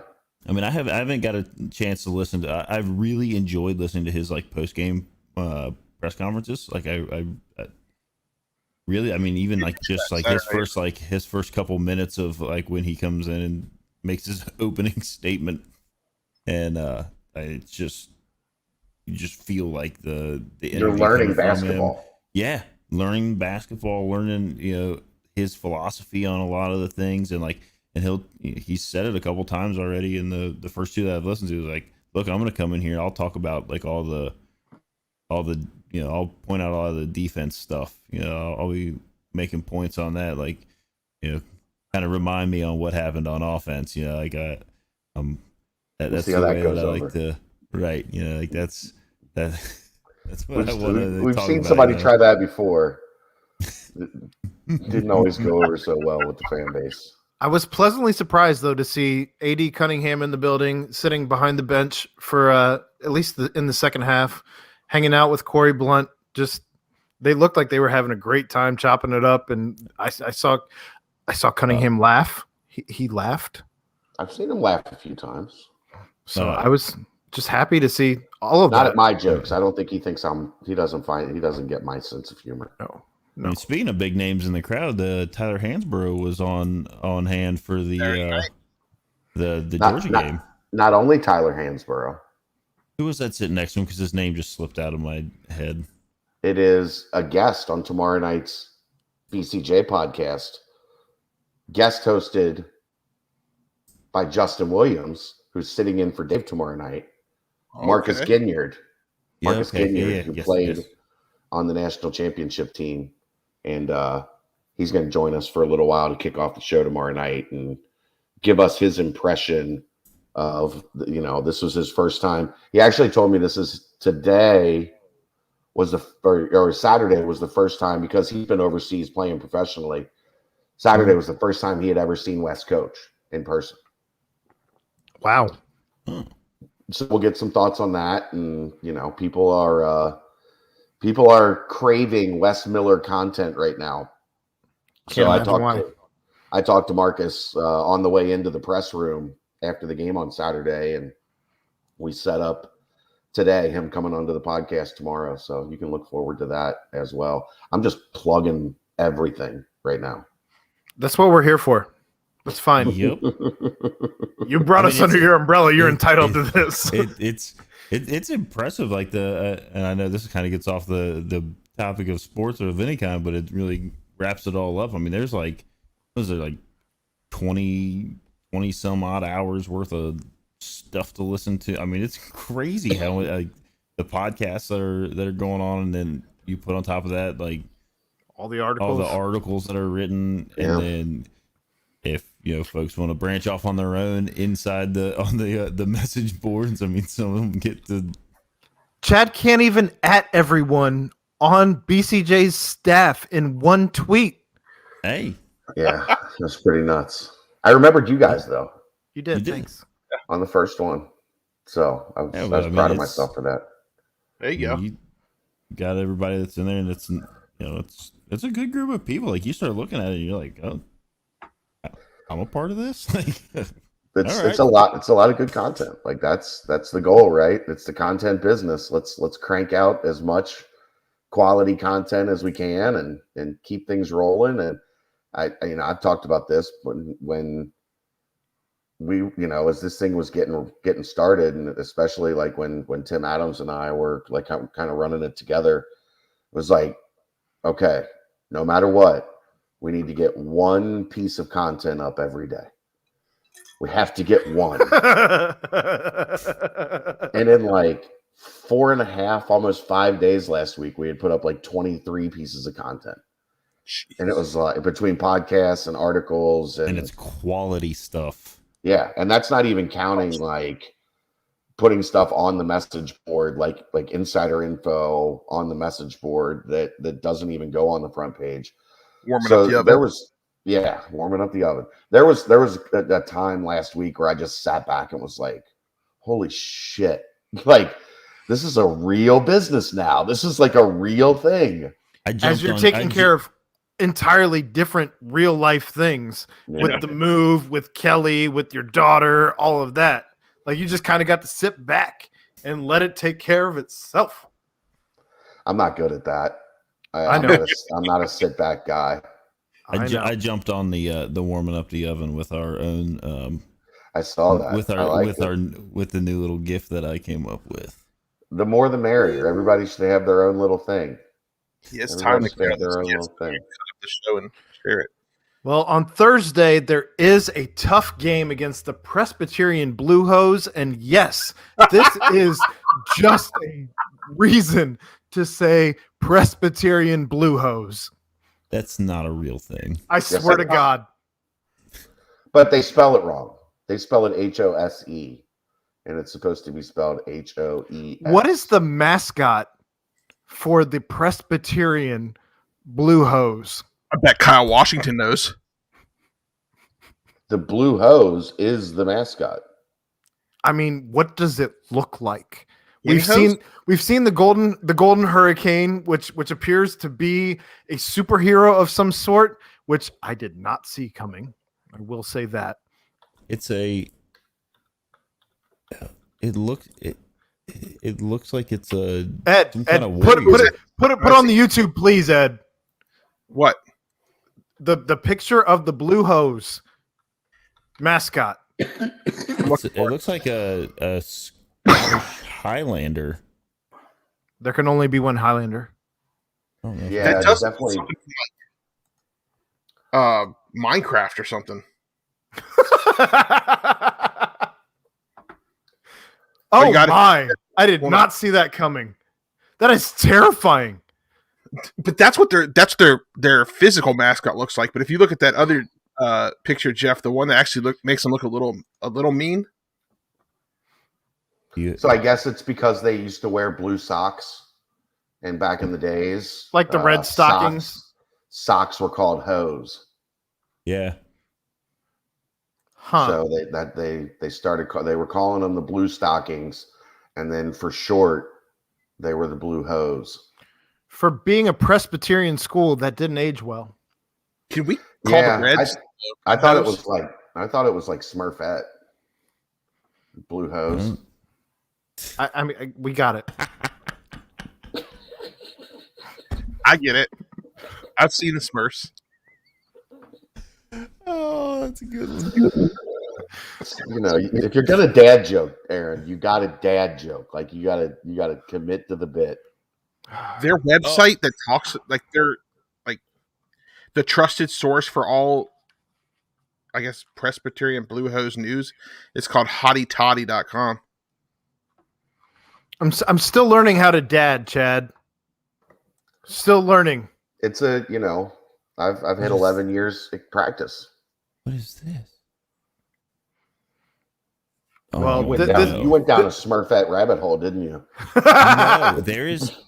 Please don't share that. Please don't share that. Don't. There's a school that played them, and they have this little message board, and it's called Bent's Bites, and it said we're playing who, and it's a picture of like they've got like girls that are their entire bodies are painted blue, but it's called Bent's Bites. Does he spell it BYTES? No, he doesn't. Yeah, see, he's not as clever as me. Got him. Not as clever. Could have had a Cleveland Guardians situation on our hands. That was the best comment you've made all night, Ed. I'm so proud of you. You say that now, but he's got 61 seconds of AEW talk coming up. Christ almighty. Ed, are you gonna take advantage of what I opened the door for you last night? Did you watch it? Oh yeah, I watched it. Yeah. Okay. All I'm saying is it better be AEW talk coming up, or else. It was AEW. Yeah. It's 1,000% AEW. Yeah. All right. Well, I Very think interesting, to be honest with you. unless you want to stick around for Reds talk, I got it right. I figured as much. I don't want to get my blood pressure up. Yeah, Fucking figured that too, because I know that you would have had that vein popping out of your forehead as you just start screaming into your microphone while Kelly's trying to sleep. Sell the team, Bob! She can't hear him fucking now. team, He's Bob. down in his own. Jeff, He's you his own don't have a room. good measurement of how loud my voice is in person. Well, I mean, I was kind of hoping you were down in a soundproof room now. Listen, No. Jeff, you have the bass because you have the best microphone. Chad has the bass because that's just Chad. It's true. Are you guys about to talk about Reds? I mean, briefly. That was part of the pre-plan that we did when you were messing with volumes. I get it, but yes, when we were storyboarding. Mm-hmm. I'm gonna pee real quick. I'll be right back. I'll be listening. Oh, thanks. I'll be listening because I can't wait to hear Ed's 60 seconds of AEW centered around my stepbrother. Us either, since apparently we have to filibuster now because, the Reds conversation. And I was even going to lead with the AEW. He doesn't even know that. But I was going to lead with the AEW, but his little bladder couldn't handle it. Poor Ed. I mean, it's not like we have a whole lot to talk about with the Bengals and the Reds this weekend. Well, the Bengals had the bye. The Reds did have the Rookie of the Year, but we'll let you go, Chad. Go right. All right, you boys have a great night. I don't think I have anything else to promote, so I'll see you next time. Thanks, Dad. Yep. See you, Chad.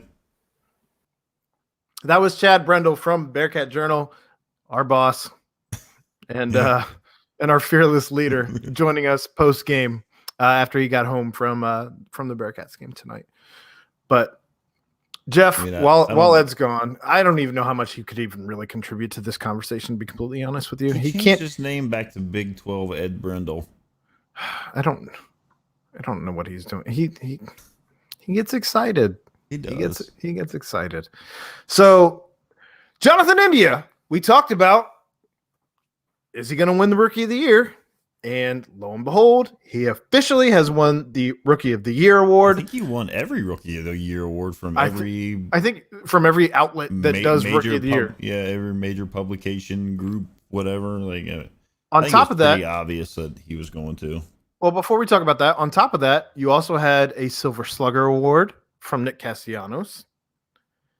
And he even went to bat for both Jonathan India prior to him winning the award. He had already talked about when the Silver Slugger award was announced, talked about how they got some pieces in play. He used the word we. Ed's back. And also went to bat for, no pun intended, for Joey Votto, and saying that he deserved a Silver Slugger award just as much. And I think that's hard to argue. I was surprised to see. I don't think Joey Votto's won a Silver Slugger award ever. He has not, and that came up in conversation as well. A shame. The Reds always that's crazy, right? Like Billy Hamilton getting screwed out of Gold Gloves in center field. That kind of hurt. I mean, it's just ridiculous. Well, and even what was the center fielder before him that was out there just shagging everything before he. Yes, thank you. I was going to say the guy who went to Colorado. But yeah, Drew Stubbs was doing the same thing out there. Like, I mean, there's always like that silly little extra. If you can't bat, and it's like, I mean, there's an award for that. It's called the Silver Slugger, and then there's an award when you do everything really well, and that's called the MVP. Like a Gold Glove. Silly. A Gold Glove is for somebody that excels at defense and is the best one. Well, and when do they vote before the playoffs? Do they vote during the playoffs? Do they vote after the playoffs? When do they actually vote? Do you know? I don't. I'm not sure. And I asked that because I want to know if there's recency bias for. It's got to be during the playoffs. Which is my point. It's got to be. Which is my point, because is that why Joey Votto doesn't win the Silver Slugger award over because they don't see him anymore? Because the first baseman for the Atlanta Braves, his name evades me right now. I'm sorry. Freddie Freeman. Huh?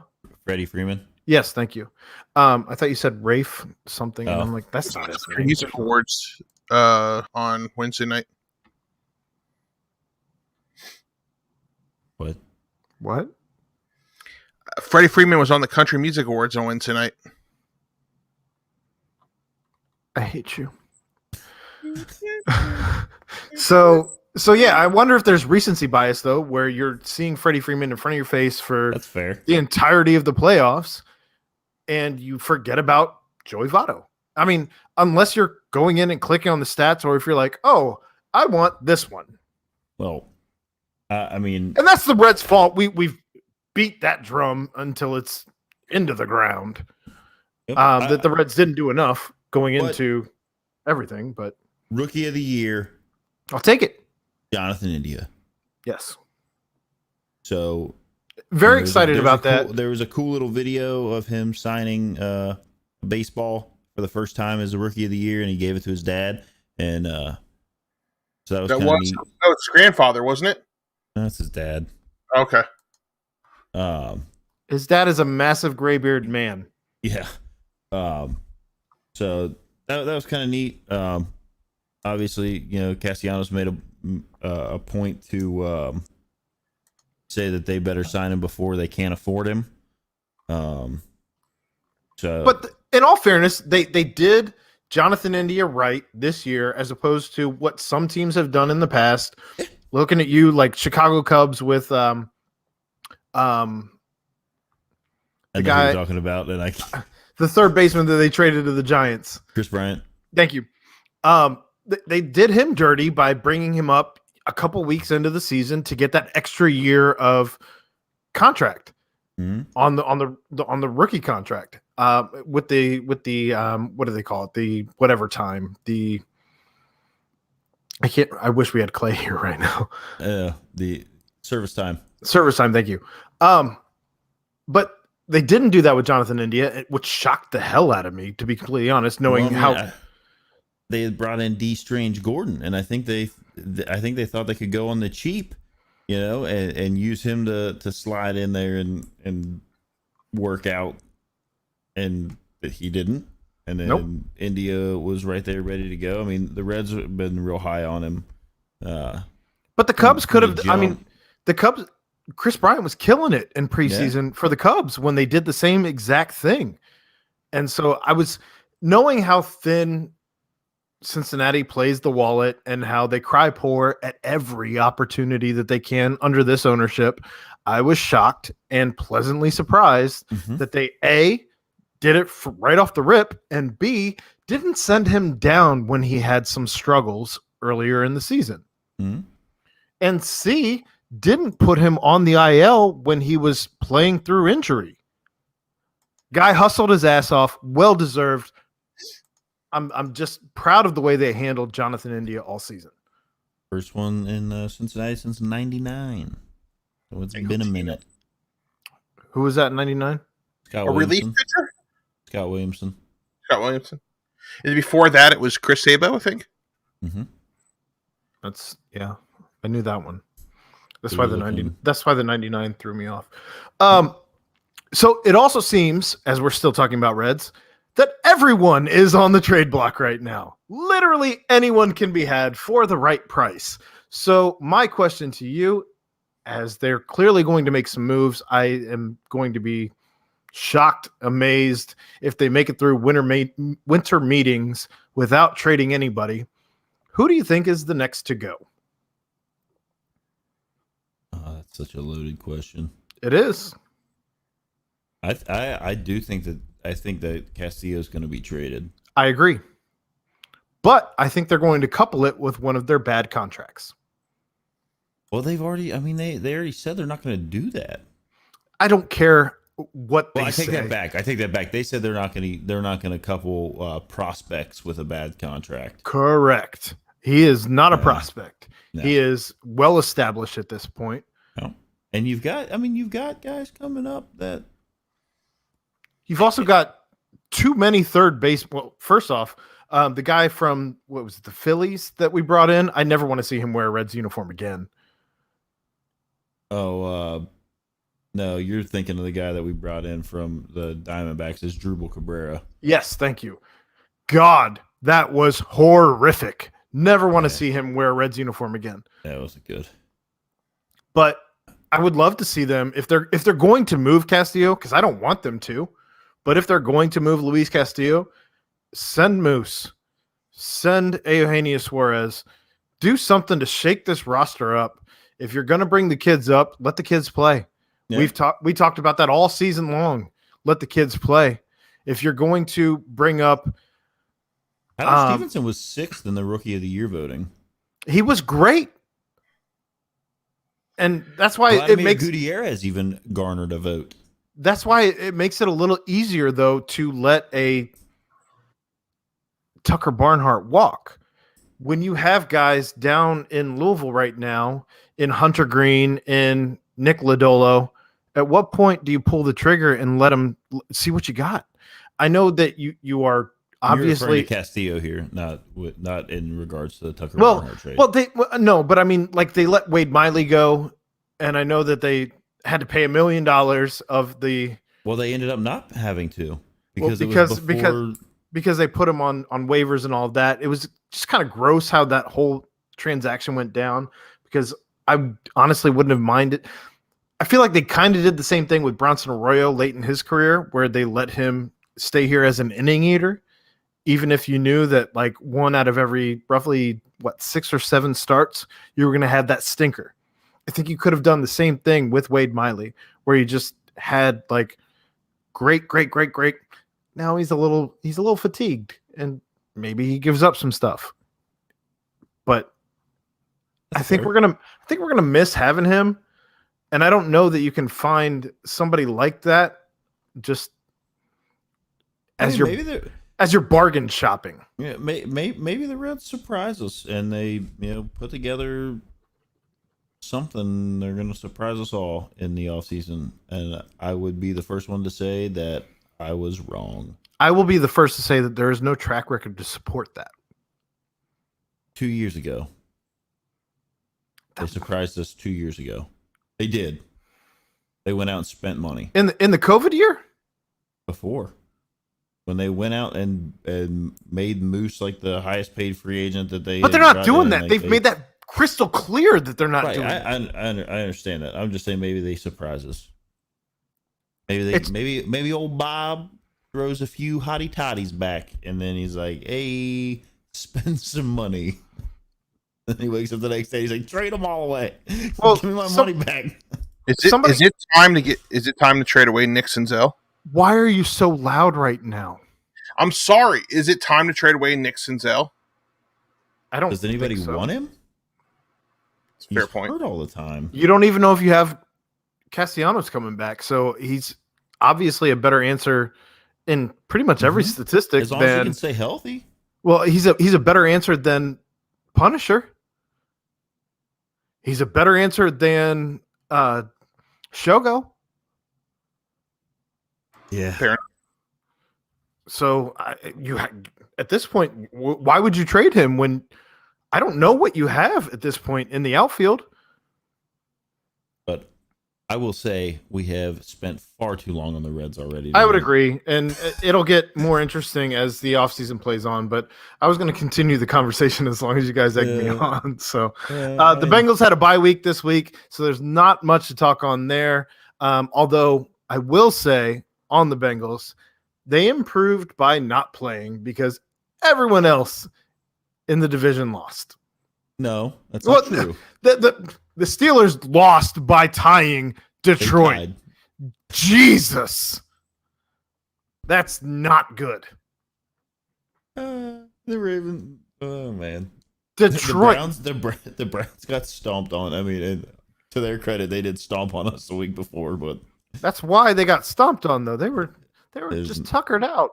It was nice. It was nice to see them get it right back, and then the Ravens lost to the Dolphins on Thursday night. Yeah. So that happened. All in all, it was a good week for the Bengals to get their. They Chidobe Awuzie was put on the COVID IR and then has since been brought back off of the COVID IR. I also see lots of mocks right now bringing Sauce Gardner to Cincinnati. Dude, I'm here for it. Woo! I'm here for it. I'll go get me one of them jerseys right now. But do you get the custom one that says Sauce on the back, or do you go with the Pro Shop one that says Gardner on the back? Custom. And is he gonna be number 12, or is there another number that maybe he has lurking? We'll see. Who knows? Other than that, it is everyone's favorite segment. Hit me with whatever imaging we got. But Ed, I will say, for my statement on Twitter this week, because Councilman Barnett had to pay elevated prices for beer at the USF game, he earned you 1 full extra second. You have 61. You have 61 There was some seconds. debate on whether I should get like a full 2 minutes. That's wrong. That's not That'll happening. Never happen. Not happening. There was And I'll even hang on, Ed. Shh. I will even go so far as to say I was roughly 15 minutes late. So I'll even give you, because I've seen your notes, I'll even give you 15 additional seconds So we're because gonna I go a was 75-second. because I was Oh, my son, you can stay up 8 minutes later again. tonight. 8 old. Shh. You're gonna lose Because seconds, Ed. because I was 15 minutes late. I'll give you the 15 seconds, not minutes. Jesus, can you imagine minutes, Jeff, with that text? Christ.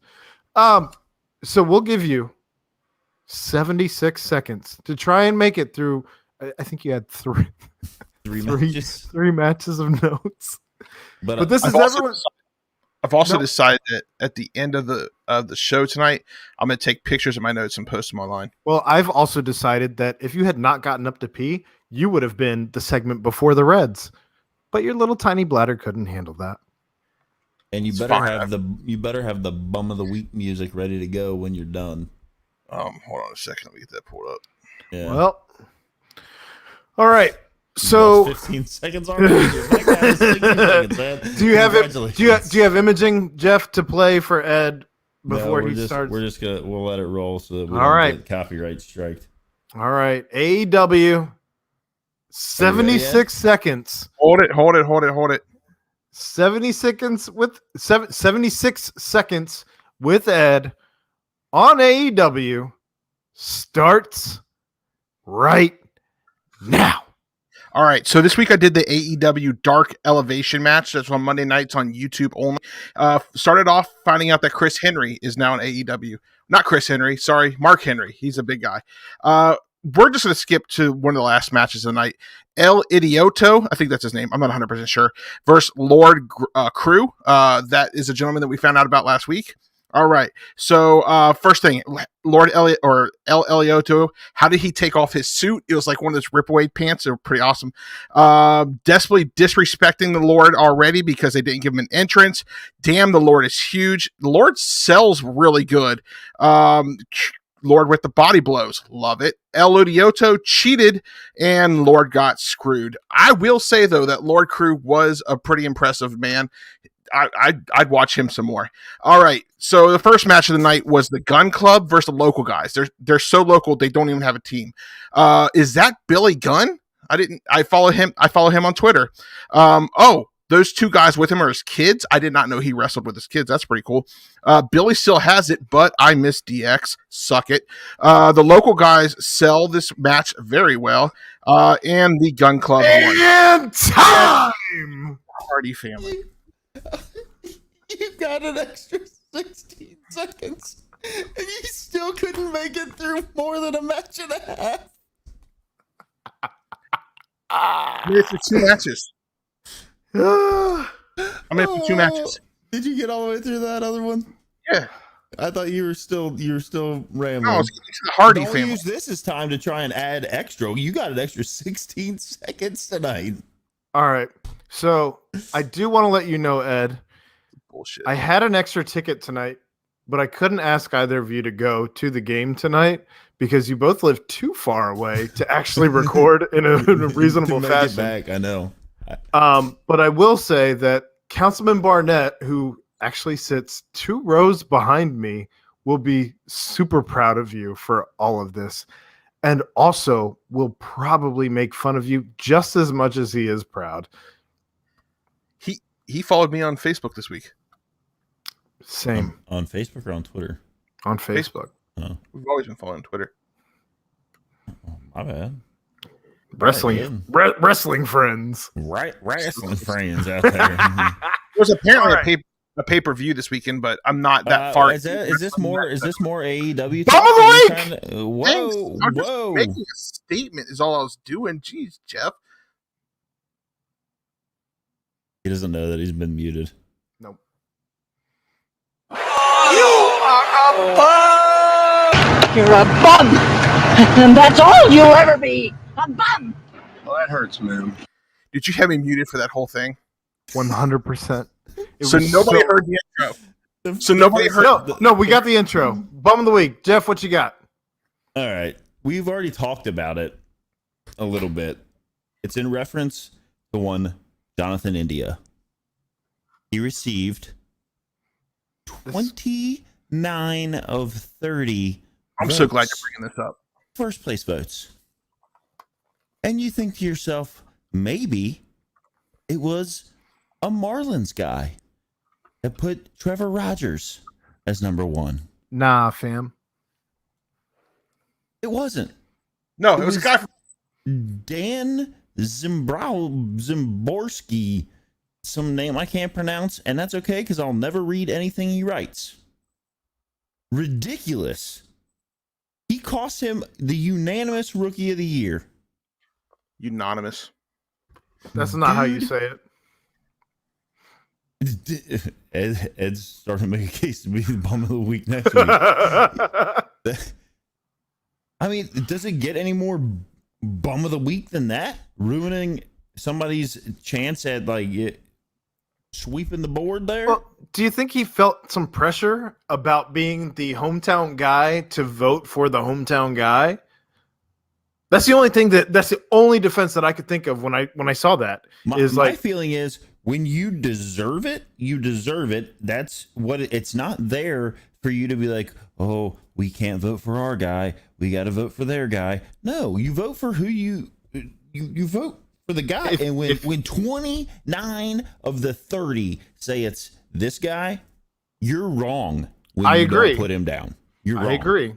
And that makes you a bum, especially when you're the guy representing Cincinnati. So bum of the week. Own it. Just trying to make I know what you're trying to do. Defense. Ed. Trying to defend a bum of the week, and that's not going to work. Not in this arena. Ed. Chad posted a comment. It was specifically for you. Put it on the bottom of the screen here, and let's finish this show. Yeah, that's why I reviewed the match. Ed, this is what happens when you have a YouTube comment. You have to read it so that people know Chad, what you're talking that's about. That's my brother, Lord Crewe. Ed, come on, sell it. And I did. That was one of the last matches, but I put it to the beginning. I actually thought it was a great match. I thought he was. All right. Time! You remind me of like Diesel back in the day. Like he's a huge. That was another episode of Pardon the Punctuation. Ed, you got to get better. You could have pulled that up at any point in time, and you could have read it, and then we could have moved along. And there's so much time wasted. Time wasted. We were talking about the bum of the week. I didn't see that. I apologize. He put it up there when you were still talking AEW. Well, when I'm reading my notes, I can't look at the. That's what 2 hours and 2 minutes. Ed, producing the show. I'm sorry for you to produce the show for 62 minutes. Okay, sorry, 72 minutes today. I got today. I need you to All right, Ed's been muted. Wrap this up, Aaron. Let's go. This wouldn't be an episode of Pardon the Punctuation without us making fun of Ed. I loved the actual visual of him continuing to talk while I'm closing up the show. I asked you to produce a show for 72 seconds. 72 seconds out of a 2-hour show. I asked you to do 72. You're too close to the mic. You're yelling really loud, Ed. Another episode of Pardon the Punctuation. Again, check us out on YouTube, Pardon the Punctuation. We do have the biggest Bearcat Facebook group to my knowledge, and that is Bearcat Nation, not to be confused with Bearcat Country. Just saying. Hey, by the way, Facebook is a huge bum for what they did to that group. Yeah, I know. And you can check us out on Twitter at PTP Podcast Cincy. We are under the BCJ umbrella, so if you do subscribe to Bearcat Journal, you will find our podcast there as well. Thank you for listening. Again, I'm Aaron Smith, joined as always by Ed Mayhall, the best producer in Cincinnati, except for those 76 seconds, and Jeff Howell. Thank you for listening. Pardon the punctuation, and we're out. Don't forget to like and subscribe. Ba-dum-bop.